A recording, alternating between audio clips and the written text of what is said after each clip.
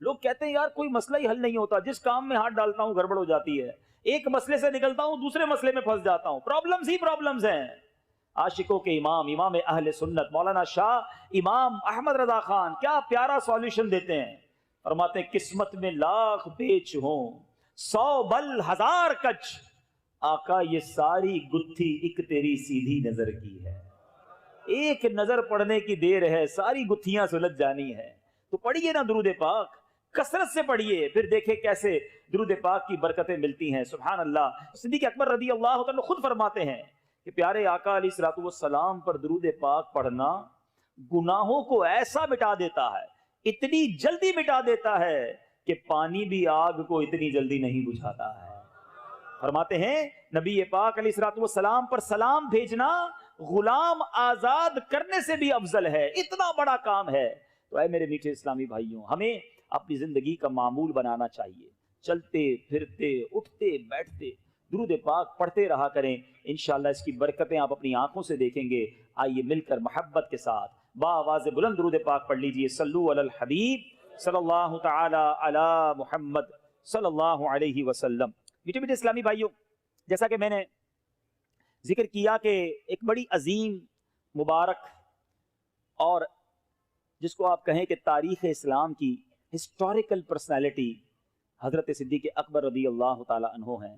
حضرت ابوبکر صدیق رضی اللہ تعالیٰ عنہ خلیفہ اول بھی ہیں، عاشق اکبر بھی ہیں، یار غار بھی ہیں، یار مزار بھی ہیں، نبی پاک کے ایسے ساتھی ہیں کہ جب بھی ان کے بارے میں ہم جانتے ہیں پڑھتے ہیں ہمارا ایمان تازہ ہو جاتا ہے۔ آپ کا نام شاید بہت سارے یہاں موجود اسلامی بھائیوں کے لیے بھی اور بہت سارے مدری چینل کے ناظرین کے لیے بھی یہ نئی بات ہوگی کہ اگر میں یہ سوال کر لوں کہ بتائیے آپ کا نام کیا تھا، تو حضرت ابو بکر ان کا نام نہیں ہے۔ ان کی کنیت اتنی پاپولر، اتنی مشہور ہوئی کہ ساری دنیا انہیں ابو بکر کے نام سے جانتی ہے، مگر ابو بکر جو ہے آپ کی کنیت ہے۔ نبی پاک علیہ الصلوۃ والسلام کی اس عظیم ساتھی کا نام عبداللہ ہے۔ عبداللہ آپ کا نام تھا، ابو بکر آپ کی کنیت۔ سب سے پہلے اسلام لانے والی شخصیت مردوں میں حضرت ابو بکر صدیق رضی اللہ تعالی عنہ ہیں، اور آپ علیہ الصلوۃ والسلام کے جو القابات مشہور ہوئے عتیق اور صدیق۔ عتیق کا مطلب ہے آزاد۔ سبحان اللہ، میں اور آپ ساری زندگی دعا کرتے ہیں اللہم اجرنا من النار، کہیے آمین، کہ اللہ ہمیں جہنم کی آگ سے آزاد فرما دے۔ صدیق اکبر رضی اللہ تعالیٰ عنہ کی قسمت پر ہماری جانیں قربان کہ آپ کو نبی پاک نے فرمایا انت عتیق من النار، اے صدیق تو جہنم کی آگ سے آزاد ہو۔ اس دن سے آپ کا نام عتیق مشہور ہو گیا۔ ایک اور کیسا واقعہ ہوا، بی بی عائشہ صدیقہ رضی اللہ تعالی عنہا فرماتی ہیں ایک دن میں اپنے گھر میں تھی کہ نبی پاک علیہ الصلوۃ والسلام اور صحابہ کرام ہمارے گھر تشریف لائے، میرے اور ان کے درمیان چارپائی رکھی ہوئی تھی۔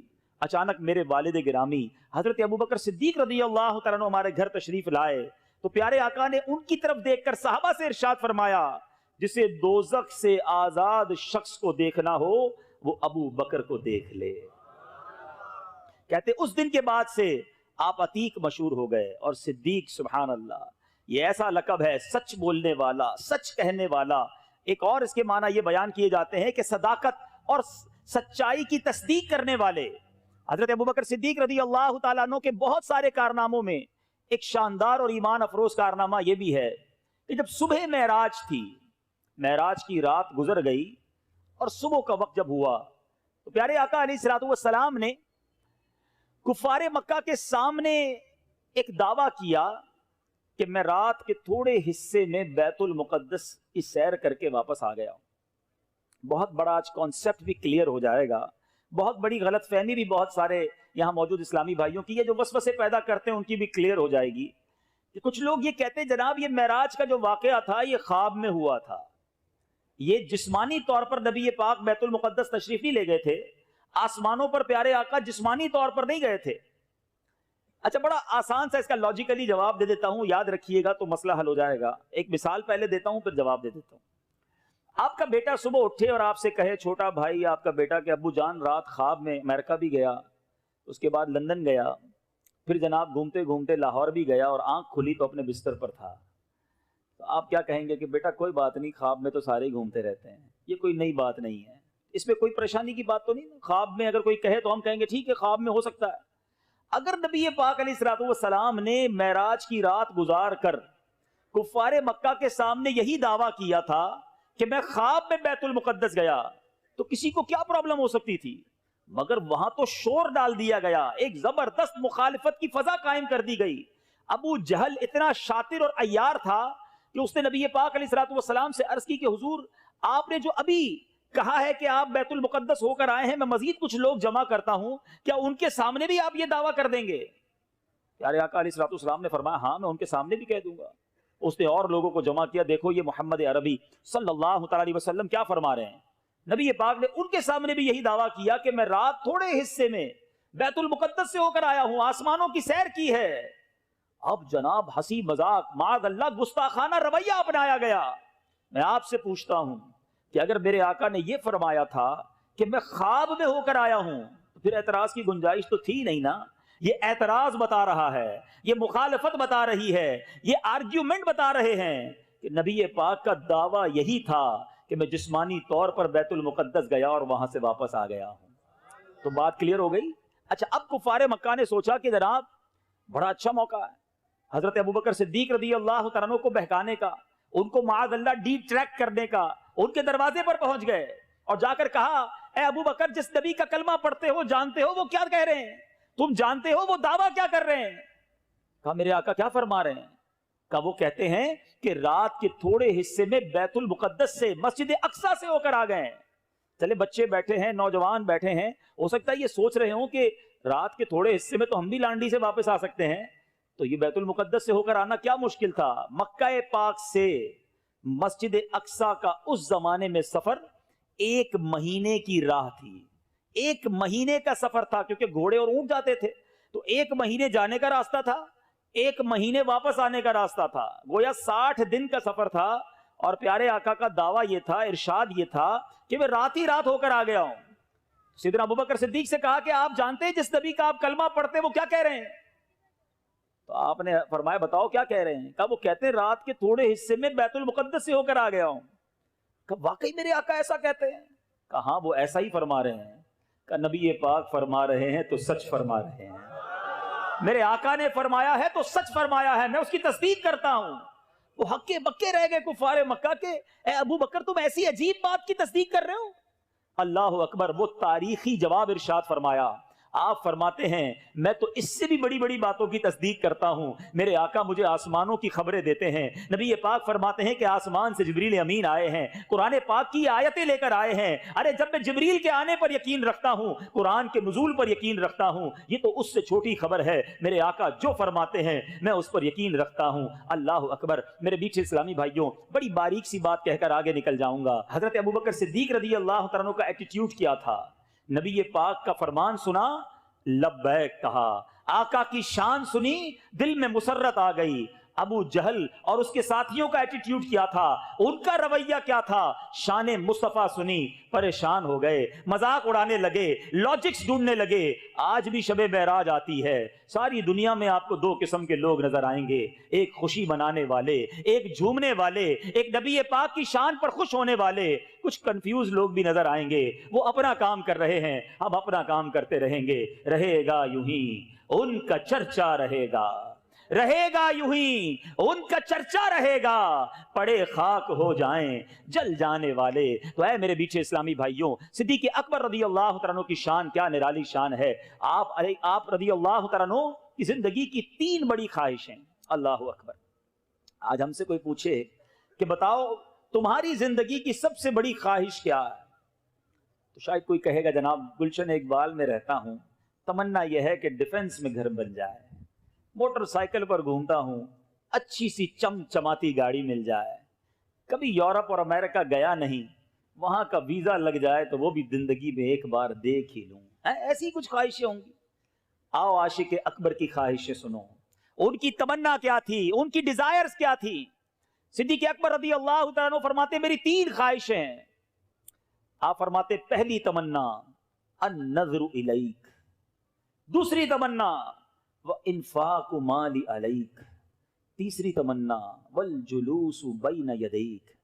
کہتے پہلی تمنا یہ ہے कि प्यारे आका का दीदार ही करता रहूं। दूसरी तमन्ना यह है अपना माल अपने आका की बारगाह में खर्च करता रहूं। और तीसरी तमन्ना यह है कि नबी पाक के कदमों ही में हाजिर रहूं, इनकी सोहबत में ही वक्त गुजरता रहे। यानी गौर कीजिए इन तमाम ख्वाहिशात का महवर क्या था, मरकज क्या था। मैं और आप शेर पढ़ते और सुनते हैं सिद्दीक़ अकबर की जिंदगी गोया इस शेर का मिस्दाक दी कि मेरे तो आप ही सब कुछ है रहमते आलम, मेरे तो आप ही सब कुछ है रहमते आलम, मैं जी रहा हूं जमाने में आप ही के लिए, आका तुम्हारी याद को कैसे न जिंदगी समझूं, यही तो एक सहारा है जिंदगी के लिए। आपकी जिंदगी का मकसद ही एक था। और देखो फिर अल्लाह ने अपने इस नेक बंदे की ख्वाहिशें पूरी कैसे फरमाई। अन-नज़्रु इलैक, आपको देखता रहूं, ये पहली ख्वाहिश।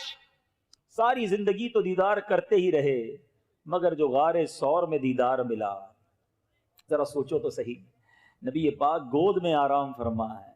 उलमा बड़ी प्यारी बात लिखते हैं, फरमाते हैं जो इबादत सिद्दीक़ अकबर ने गारे सौर में उस वक्त की कि जब जमाले यार उनकी जानों पर था, उनकी गोद में था, कायनात में कोई और ऐसी इबादत उस वक्त नहीं कर रहा था।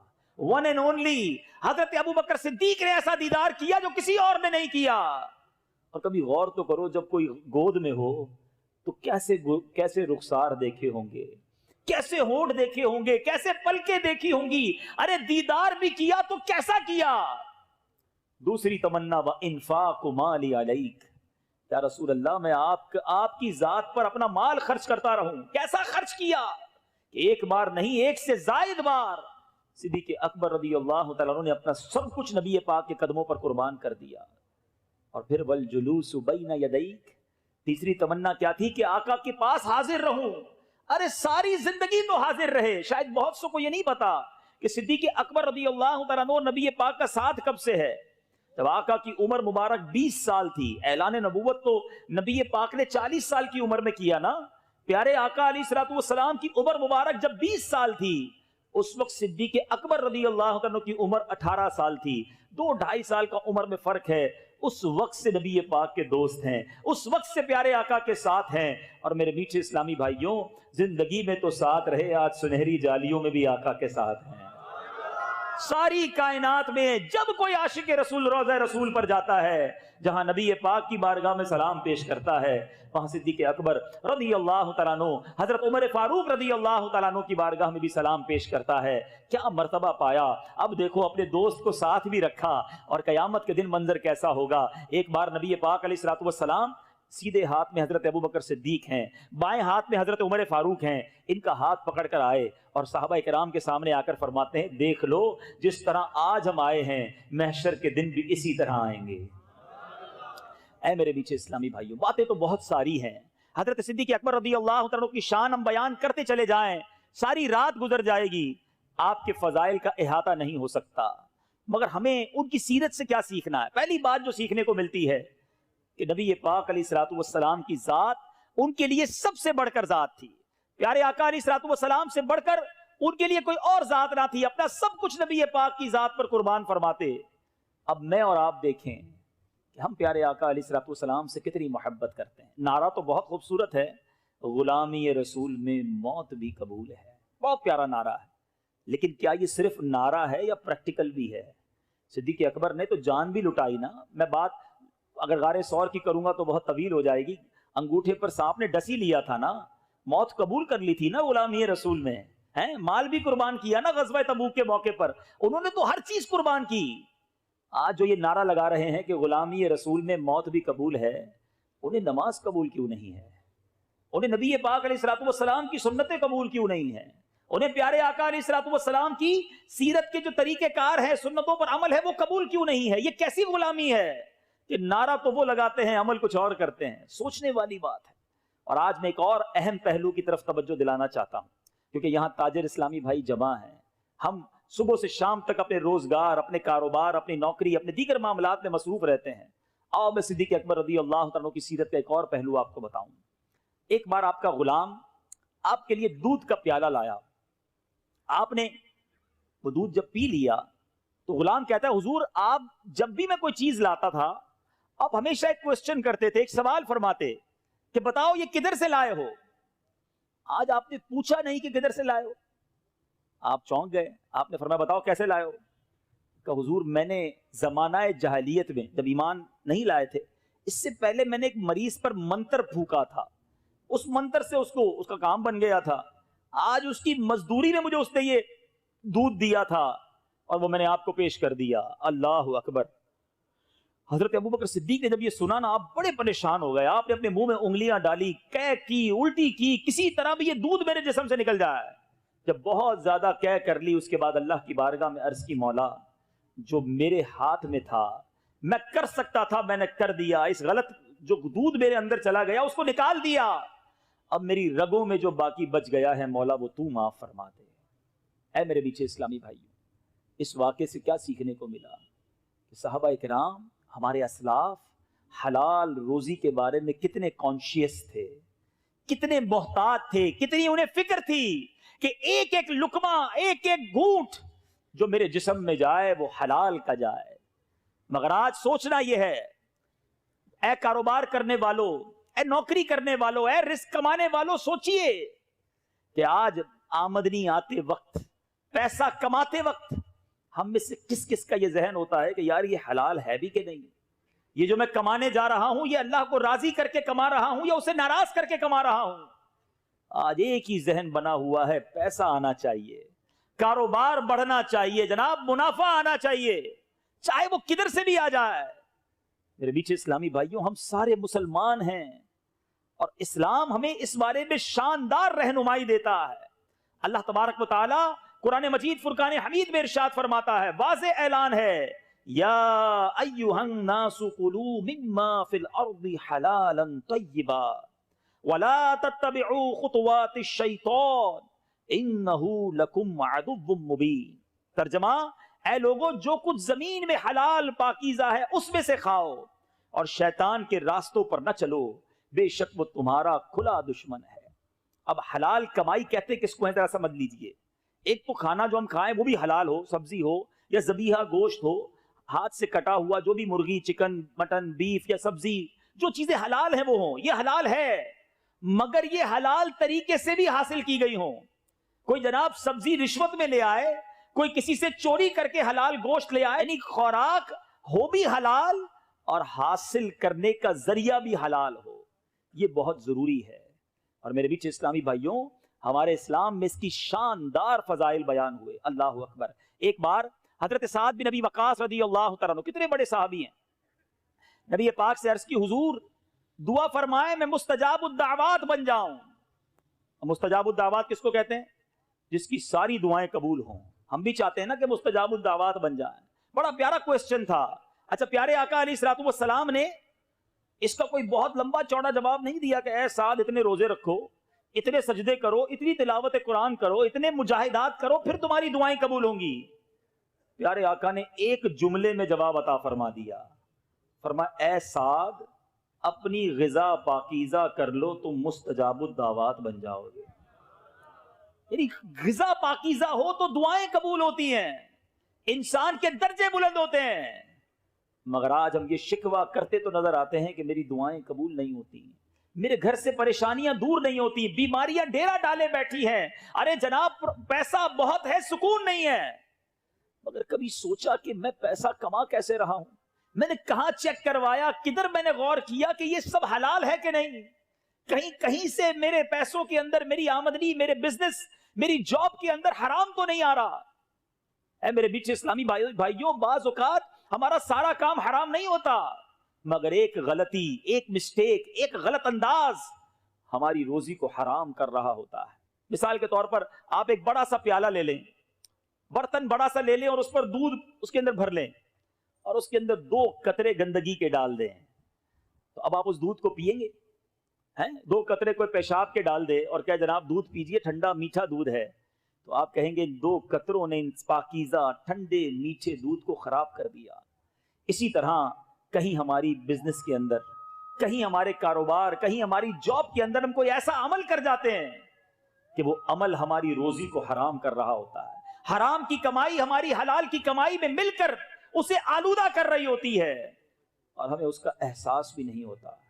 ایک بار نبی پاک علیہ الصلوۃ والسلام نے ارشاد فرمایا اس ذات پاک کی قسم جس کے دستے قدرت میں میری جان ہے، آدمی اپنے پیٹ میں حرام کا لقمہ ڈالتا ہے تو 40 دن تک اس کا کوئی عمل قبول نہیں ہوتا۔ جس بندے کا گوشت سود اور حرام گوری سے اگا ہے اس کے لیے آگ زیادہ بہتر ہے۔ اب سوچئے، نہ عمل قبول ہے نہ دعائیں قبول ہیں، مگر آج یہ کانسیپٹ ہی لگتا ہے ختم ہوتا جا رہا ہے۔ سود کا کام کرنے کے لیے لوگ تیار ہیں کہ جناب قسطوں پہ فلاں چیز لے لیتے ہیں، فلاں کو پیسے دیتے ہیں، اس سے نفع لے لیتے ہیں، ارے یہ ڈیل کروں گا تو اتنے پیسے مل جائیں گے، تھوڑا بہت جھوٹ تو چلتا ہے۔ ارے جناب ہماری مارکیٹ کا ٹرینڈ ہے، اگر میں ایمانداری سے کام کروں گا تو دوسرے لوگ کاروبار لے جائیں گے، اگر میں نے میڈ ان فلاں کہہ کے اسٹیمپ لگا دی تو اس میں کیا قباحت ہے، ساری مارکیٹ یہ کر رہی ہے۔ ارے جناب اگر کاروبار کرنا ہے تو کچھ نہ کچھ تو کرنا ہوگا۔ اگر یہ ہمارا ذہن بن چکا ہے تو بتائیے ہماری عبادتوں کا کیا ہوگا؟ حرام روزی کما کر ہم کیسے رب کو منہ دکھائیں گے؟ اچھا شیطان بڑا مردود ہے نا، جو لوگ حرام کماتے ہیں نا ان کو پتا ہوتا ہے کہ ہم گڑبڑ کر رہے ہیں، ہم جھوٹ بول رہے ہیں یا ہم ملاوٹ کر رہے ہیں یا سود کا کام کر رہے ہیں۔ اچھا اب شیطان تھپکی کیسے دیتا ہے؟ شیطان کہتا ہے یار ٹھیک ہے تم گڑبڑ کرتے ہو لیکن ساتھ ساتھ مسجد کو چندہ بھی تو دیتے ہو نا، ہر سال عمرہ بھی کر لیتے ہو، کسی غریب کی شادی بھی کروا دیتے ہو، تو لیول ہو جاتا ہے، تھوڑا بہت گڑبڑ کرتے ہو تھوڑا بہت لیول ہو جاتا ہے۔ اب شیطان اس طرح تھپکی دے کر ہمیں سمجھاتا ہے۔ اب اس کو میں ایک ایگزامپل کے ذریعے سمجھاتا ہوں۔ آپ کسی بادشاہ کے پاس یا کسی بہت بڑی شخصیت کے پاس جائیں اور اس کو بڑی اچھی پیکنگ کے ساتھ، بڑے ریپنگ کر کے ایک بڑی اچھی شیشی دے کر آئیں پیکنگ کے ساتھ۔ بادشاہ سلامت جب اس کو کھولے، بڑی خوبصورت بوٹل ہو، بڑی اچھی پیکنگ ہو، اور جب وہ کھولے تو اس کے اندر گندگی بھری ہوئی ہو، تو آپ کی وہ پیکنگ اور آپ کی وہ بوٹل اس کو پسند آئے گی یا اس سے وہ ناراض ہوگا؟ ہم سمجھتے ہیں کہ حرام کا مال کما کر صدقہ کریں گے تو رب قبول فرمائے گا۔ یاد رکھو اللہ پاک ہے اور پاک طیب مال ہی قبول فرماتا ہے، اس کو میرے اور آپ کے صدقے کی ضرورت نہیں ہے۔ آپ بے شک تھوڑا کمائیں، تھوڑا صدقہ کریں، مگر حلال کمائیں اور حلال صدقہ کریں۔ جو لوگ یہ سوچتے ہیں کہ جناب ان حرام کے پیسے کما کر میں حج کر کے عمرہ کر کے مسجد بنا کر اللہ کو راضی کر لوں گا، وہ دھوکہ دے رہے ہیں اپنے آپ کو۔ اے میرے بیچ اسلامی بھائیوں، خدا را اللہ پر بھروسہ کیجئے۔ ایک بار حضرت موسیٰ علیہ نبینا علیہ الصلوۃ والسلام نے ایک شخص کو دیکھا جو زاروں کتار رو رہا تھا، ہاتھ اٹھے تھے اور رو رہا تھا، یا اللہ پکار رہا تھا۔ حضرت موسیٰ علیہ الصلوۃ والسلام نے اللہ کی بارگاہ میں عرض کی، مولا تیرا بندہ رو رہا ہے، التجا کر رہا ہے، اس کی دعا تو کیوں قبول نہیں فرما رہا؟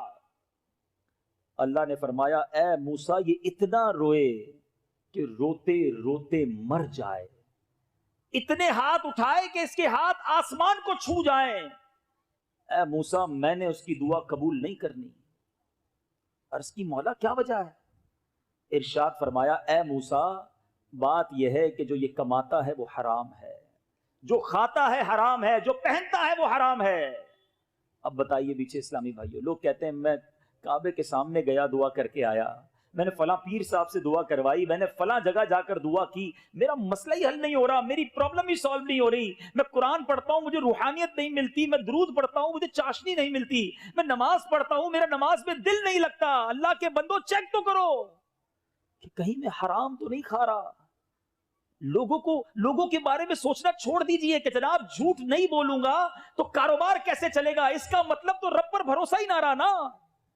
ایک جملہ بچپن سے کہتے آ رہے ہیں، دانے دانے پہ لکھا ہے کھانے والے کا نام، لیکن کیا صرف زبان سے کہیں گے؟ دل سے اطمینان نہیں؟ روزی دینے والا کون ہے بتائیے نا، کون ہے روزی دینے والا؟ ذرا زور سے کہیے، روزی دینے والا کون ہے؟ برکت دینے والا کون ہے؟ جب دینے والا رب ہے میں اسی کو ناراض کر رہا ہوں۔ اصل میں پتہ ہے حرام کی طرف بندہ کیوں جاتا ہے؟ اس کی بڑی وجہ کیا ہے؟ انسان حرام کی طرف اس لیے جاتا ہے کہ اس پر رب کا جو بھروسہ ہے نا وہ کمزور ہو جاتا ہے، توکل ختم ہو جاتا ہے۔ وہ سمجھتا ہے اگر میں ایسا نہیں کروں گا تو روزی نہیں ملے گی، اگر میں جھوٹ نہیں بولوں گا تو کاروبار نہیں چلے گا، میں ملاوٹ نہیں کروں گا تو آگے نہیں بڑھ سکتا، ساری زندگی چھوٹے گھر میں ہی رہوں گا، اگر بنگلہ بنانا ہے، اگر گاڑی لینی ہے، اگر آگے بڑھنا ہے تو جناب غلط کام کرنا ہی پڑے گا۔ یہ وہ غلطی ہے، یہ وہ مسٹیک ہے جو ہم کر رہے ہیں میٹھے اسلامی بھائیوں۔ آج میں آپ کو قرآن و حدیث کے ذریعے کچھ چیزیں سمجھانے آیا ہوں، اللہ کے واسطے میری بات غور سے سن لیجئے۔ یہ وہ مسٹیک ہے جو ہم کر رہے ہیں۔ اللہ تعالیٰ نے قرآن میں وعدہ کیا ہے کہ وہ روزی عطا فرمائے گا، اس کا وعدہ ہے ہم سب سے روزی کا۔ یاد رکھیے، ہم جس طرح موت تلاش کر کے ملتی ہے نا، اس طرح رزق بھی مجھے اور آپ کو تلاش کر کے ملے گا، ایک دانہ بھی کم نہیں ملے گا۔ میں صبر کروں، جو میرے نصیب میں ہے وہ مجھے مل کر رہے گا۔ ایک بار مولا علی کرم اللہ تعالی وجہ الکریم نماز پڑھنے مسجد میں تشریف لے گئے۔ سمجھیے بات کو، جو لوگ کہتے ہیں نا جناب 2 نمبر کا کام کروں گا تو پیسے زیادہ ملیں گے، مولا علی نماز پڑھنے مسجد میں گئے، ایک شخص کو اپنا لباس رکھوا کر گئے کہ یہ رکھو میں نماز پڑھ کے آتا ہوں۔ آپ جب نماز پڑھ کے آئے تو بندہ غائب، آپ کا لباس لے کر چوری کر گیا، آپ کو بڑا افسوس ہوا۔ تھوڑا آگے گئے تو وہی لباس ایک دکان پر لگا ہوا تھا۔ آپ نے فرمایا کہ یہ تمہارے پاس کہاں سے آیا؟ کہ ابھی ایک بندہ آیا اور 2 درہم کا بیچ کر گیا ہے۔ آپ نے بڑے افسوس کا اظہار کیا اور فرمایا اللہ تعالیٰ نے یہ 2 درہم اس بندے کے لیے حلال کے رکھے تھے، جب میں نماز کے لیے گیا تھا میں نے دل میں تمنا کی تھی کہ 2 درہم تحفے میں پیش کروں گا، مگر اس بندے نے جلدی کی، چوری کر کے وہی 2 درہم حرام کے کما لیے۔ اے سود کا کام کرنے والو، اے جھوٹ بول کر کاروبار کرنے والو، اے ملاوٹ کا کاروبار کرنے والو، اے دھوکہ دے کر پیسے کمانے والو، صبر کرو، جو تمہارے نصیب میں ہے وہ حلال ذریعے سے تمہیں ملنا ہے۔ اللہ کو ناراض کر کے نہ کمانا، یہ حرام بربادی لائے گا، بیماریاں ساتھ لائے گا، پریشانیاں ساتھ لائے گا۔ اصل ایک پرابلم اور ہے، ہم اصل میں برکت کا کانسیپٹ کچھ اور سمجھتے ہیں۔ ہم سمجھتے ہیں یار برکت اس کے پاس ہے جس کے پاس پیسہ زیادہ ہے، جو زیادہ امیر ہے، بڑے نوکر چاکر ہیں، بڑی گاڑیاں ہیں، وہ برکت والا۔ یہ بڑی غلطی ہے ہماری۔ ایک جملہ یاد کر لیجئے، برکت جو ہے نا وہ کوانٹٹی میں نہیں ہے، برکت کوالٹی میں ہے۔ برکت تعداد میں نہیں ہے، برکت معیار میں ہے۔ اب کسی کے پاس کروڑوں روپے ہیں، بڑی گاڑیاں ہیں، مگر حرام کے ہیں، نہ رات سکون سے نیند آتی ہے، نہ بچے فرما بردار ہیں، روز گھر میں لڑائی جھگڑے ہیں اور طرح طرح کی بیماریاں ہیں۔ بتاؤ کیا یہ برکت ہے؟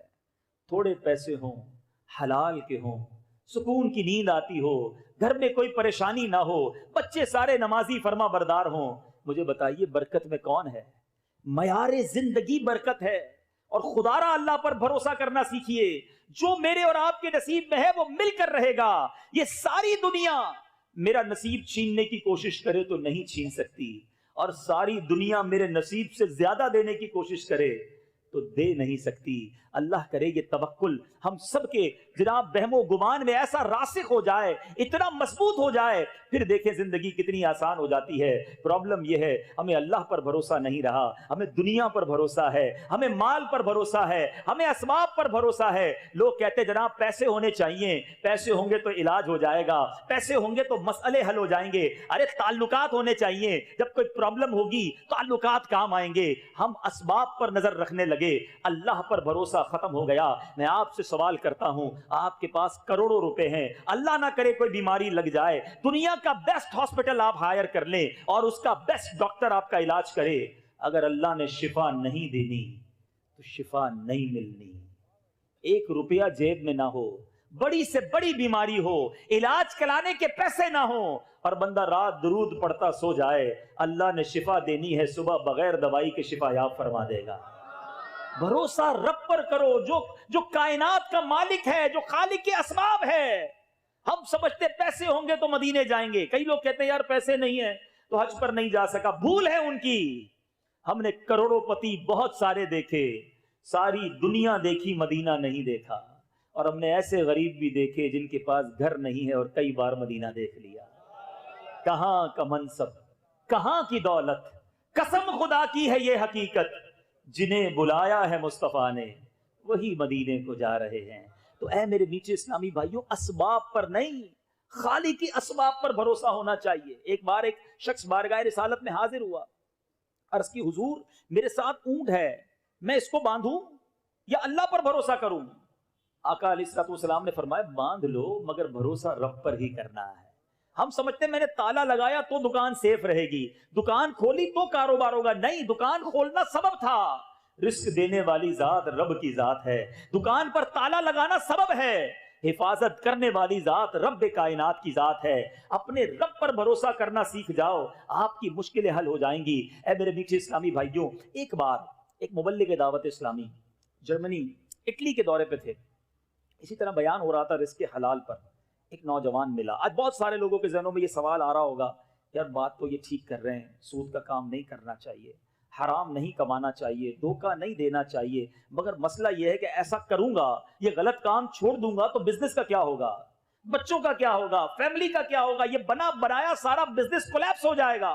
ایسے ہی ایک نوجوان نے مبلغ دعوت اسلامی سے کہا کہ حضرت ابھی جو آپ نے بیان کیا ہے بات تو بہت اچھی کی ہے, مگر میں اٹلی میں رہتا ہوں, ہمارے یہاں اسٹور پر شراب بکتی ہے, اگر شراب نہ بیچے تو گاہک نہیں آتے, اگر میں نے شراب بیچنا چھوڑ دی تو میرے گھر کا کیا ہوگا, میری فیملی کا کیا ہوگا, میں کیسے کماؤں گا.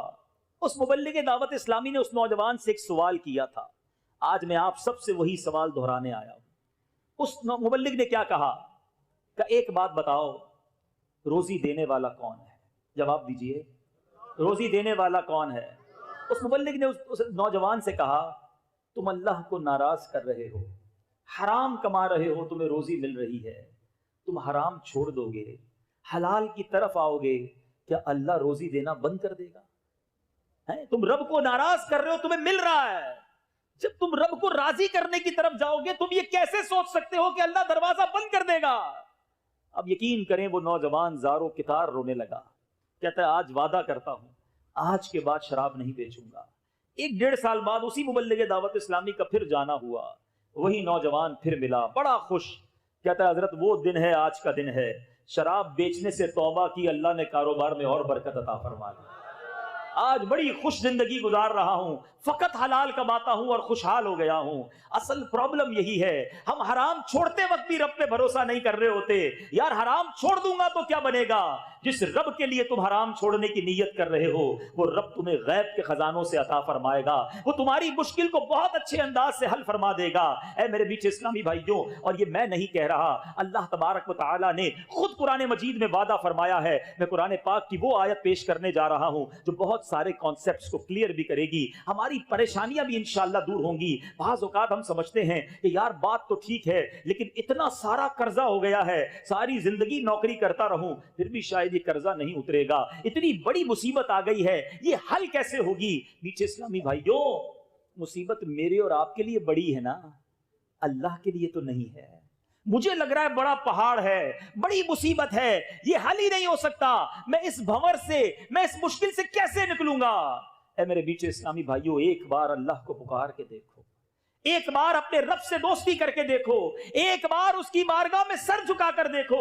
مسئلہ یہ ہے ہمیں سب پر بھروسہ ہے, ہمیں اپنے رب پر بھروسہ نہیں. اللہ قرآن میں کیا وعدہ فرما رہا ہے ذرا سنیے گا. رب عز و جل ارشاد فرماتا ہے, وَمَن يَتَّقِ اللَّهَ يَجْعَلْ لَهُ مَخْرَجًا, اللہ فرماتا ہے جو اللہ سے ڈرے اللہ تعالیٰ اس کے لیے نجات کی راہ نکال دے گا, راستہ نکلے گا.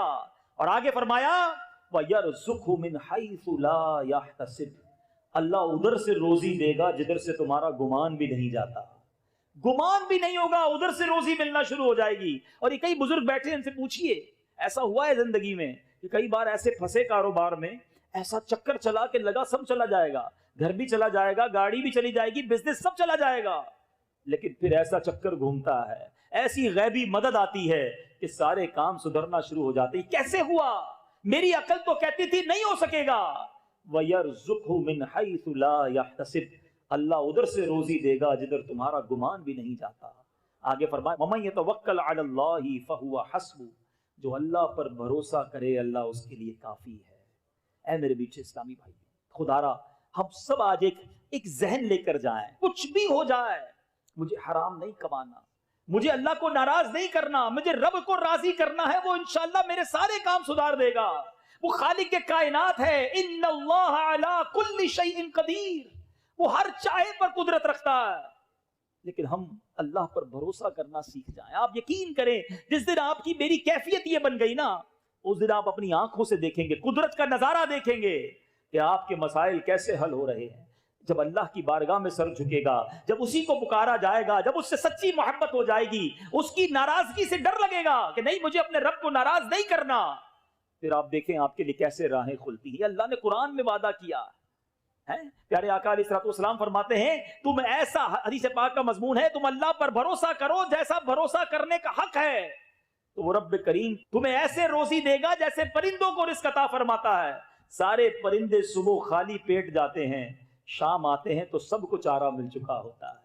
کبھی دیکھا ہے آپ نے کسی گھونسلے کے اندر کوئی کبڈ بنی ہوئی ہو، پرندہ شام کے لیے سنبھال کر رکھے؟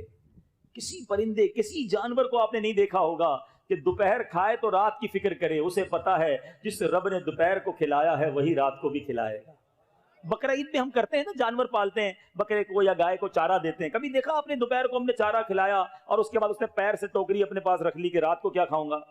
اس کو کوئی فکر نہیں ہوتی ہے۔ یہ انسان ہی ہے جس کے فریج بھی بھرے ہوتے ہیں، کبڈز بھی بھری ہوتی ہیں، جیب میں بھی پیسے ہوتے ہیں، پھر بھی سکون نہیں ہوتا کہ آگے کیا ہوگا، اگلے مہینے کیا ہوگا، بچوں کا کیا ہوگا، 5 سال بعد کیا ہوگا۔ اللہ کے بندے، رزق کا وعدہ رب کا ہے، اس کی فکر چھوڑ دے۔ مغفرت کا وعدہ نہیں ہے، اس کی فکر شروع کر دے۔ گارنٹی نہیں ہے ہم میں سے کون بخشا جائے گا، مگر اس کی کسی کو فکر نہیں۔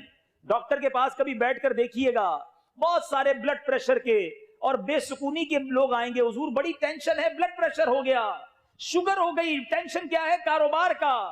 کوئی ایک بندہ ڈاکٹر کے پاس نہیں آتا کہ اس ٹینشن میں نیند نہیں آتی کہ بخشا جاؤں گا کہ نہیں بخشا جاؤں گا، قبر جنت کا باغ بنے گی کہ نہیں۔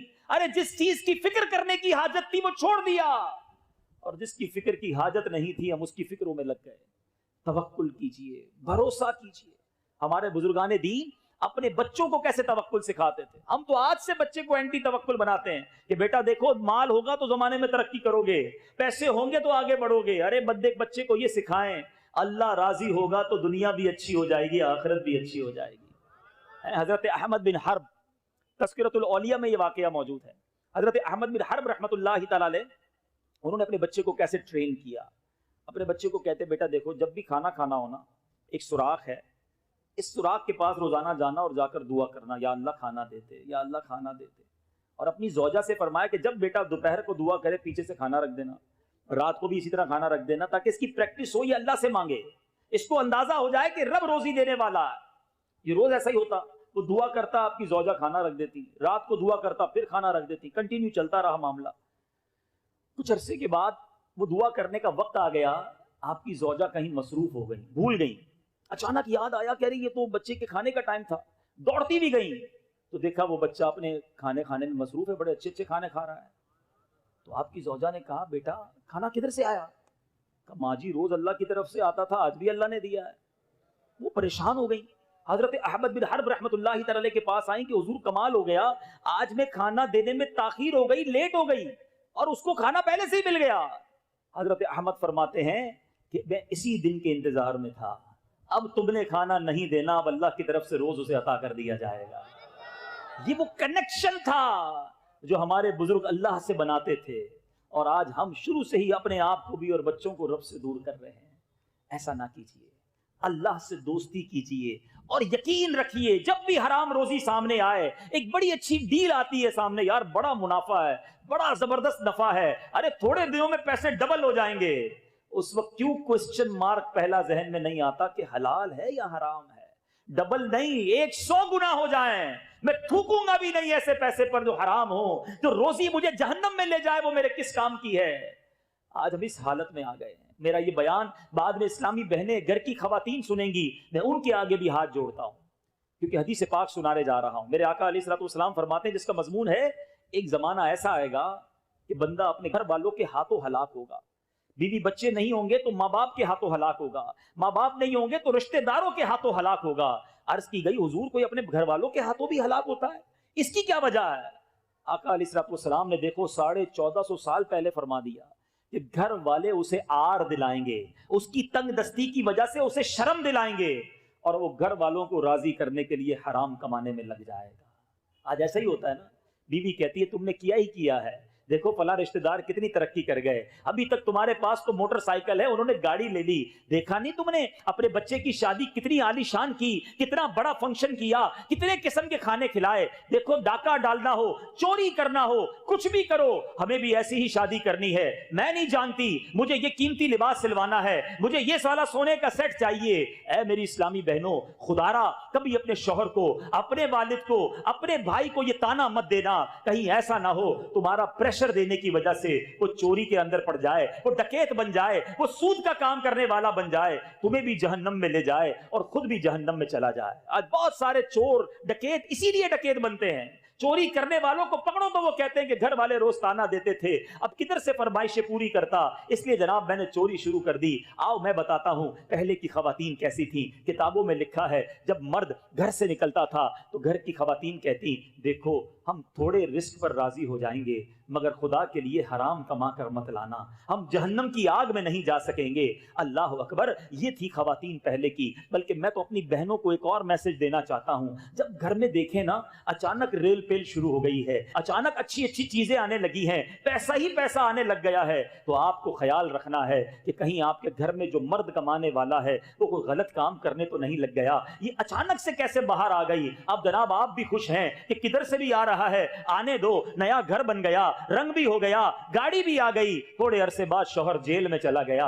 इससे बेहतर था पहले अलार्म बज जाता, पहले रोक लिया जाता कि किधर से ला रहे हो, हमें हराम नहीं चाहिए। अल्लाह करे कि चाहे हम मर्द हों या हमारी खवातीन हों, सबका एक जहन बन जाए, हमने फकत हलाल कमाना है। अपने बयान को इख्तिताम की तरफ लाते हुए एक और ईमान अफरोज वाकया, ताकि मजीद ये ख्याल रासिख हो जाए कि जो मेरे नसीब में है मुझे मिलकर रहेगा। अल्लाह करे यकीन ऐसा हो जाए कि कुछ भी हो जाए मेरे सामने हराम आए मैं उसे धुतकार दूं, उससे दूर हो जाऊं। एक बार इमाम अहले सुन्नत मौलाना शाह इमाम अहमद रजा खान अलैहि रहमतुर रहमान से एक सवाल हुआ कि हुजूर ये बताइए कि जो ये लिखा है, मशहूर बात है, दाने दाने पे लिखा है खाने वाले का नाम, क्या ये सच्ची बात है? आला हजरत से सवाल हुआ। इमाम अहले सुन्नत फरमाते ये तो बिल्कुल सच है, बल्कि आपने एक स्टेप और आगे बताया कि सिर्फ दाने पर नहीं बल्कि दाने के हर जर्रे पर लिखा होता है कि ये किसने खाना है। और आपने इसको मिसाल से समझाया, मिसाल के तौर पे चावल का अगर आटा बना दिया जाए या गेहूं का जो आटा होता है, गेहूं तो बड़ा होता है ना, अब जब आटा बनेगा तो उसके बहुत सारे जर्रे हो जाएंगे, उस जर्रों से रोटी बनती है। अब एक ही गेहूं के जर्रे बहुत सारी रोटियों में जा सकते हैं। आपने फरमाया अब रोटी के भी टुकड़े होते हैं, आपने एक टुकड़ा किसी को दिया, एक आपने खाया, जो जर्रा आपके पेट में जाना है आला हजरत फरमाते उस पर भी नाम लिखा होता है। फिर आपने एक वाकया सुनाया, फरमाते हैं बांग्लादेश के लोग जो बंगाली होते हैं वो चावल बहुत शौक से खाते हैं। आला हजरत ने फरमाया एक बंगाली ताजिर था, वो चावल खाता था, उसने एक बार चावल खाया, उसे छींक आई, एक चावल का दाना उसके दिमाग में जाकर फंस गया। उसने बड़ा इलाज कराया कि किसी तरह वो दाना निकल जाए, बड़ी कोशिश की, किसी सूरत वो दाना नहीं निकला, चावल का दाना साथ ही चिपक गया एक तरह से। अब उसने सोच लिया अब ये जिंदगी में साथ ही रहेगा, चलो भाई ठीक है। कुछ सालों के बाद वो बंगाली ताजिर मक्का मुकर्रमा पहुंचा, काबे शरीफ के जब सामने पहुंचा उसे एक जोरदार छींक आई, जैसे ही छींक आई वही दाना निकलकर काबे के फर्श पर मताफ पर गिरा। आला हजरत लिखते हैं एक कबूतर आया, आकर वो दाना उठाकर ले गया। फरमाते हैं उस दाने पर उस कबूतर का नाम लिखा था, अरसे तक इसे संभालना पड़ा, वहां पहुंचा जिसके लिए जिसका नाम लिखा था और वो दाना उसने खा लिया। हमारे साथ भी होता है, हम निकलते कहीं और खाना खाने हैं, अचानक कहीं रुकते हैं और किसी और के घर पे बैठकर खाना खा लेते हैं, फिर ख्याल आता है कि यार मेरे निवाले यहां लिखे थे, किसी के घर पे जाने का प्लान ही नहीं होता, रास्ते में जरा वहां चले जाते हैं, उधर चाय पी लेते हैं। कैसे पी लेते हैं? आपका नाम उधर लिखा था, आपकी सांसें वहां लिखी थी। ये यकीन कामिल कर लो कि जो मेरे नसीब में है वो मुझे मिलकर रहेगा। अल्लाह पर भरोसा कर लो, फिर देखो इंशाअल्लाह गैब के खजानों से वो कैसे अता फरमाएगा। आज सिद्दीक़ अकबर रज़ी अल्लाह तआला की सीरत के बारे में सुना है, आइए ये सीख कर जाते हैं, ये यकीन लेकर जाते हैं कि इंशाअल्लाह आज के बाद हराम रोजी के करीब भी नहीं जाएंगे। आज ऐसी नियत करो कि शैतान भी इधर से भाग जाए, आज के बाद हराम रोजी के करीब भी नहीं जाएंगे, सूद का कारोबार बिल्कुल नहीं करेंगे, हमेशा हलाल रोजी कमाएंगे। और सबसे अहम फर्ज नमाज है, पक्की नियत कर लें कि आज के बाद हमारी कोई नमाज कज़ा नहीं होगी। इतने सारे मिलकर भी इतना कमजोर नारा लगाते हैं, ऐसा नारा लगाओ कि शैतान भाग जाए।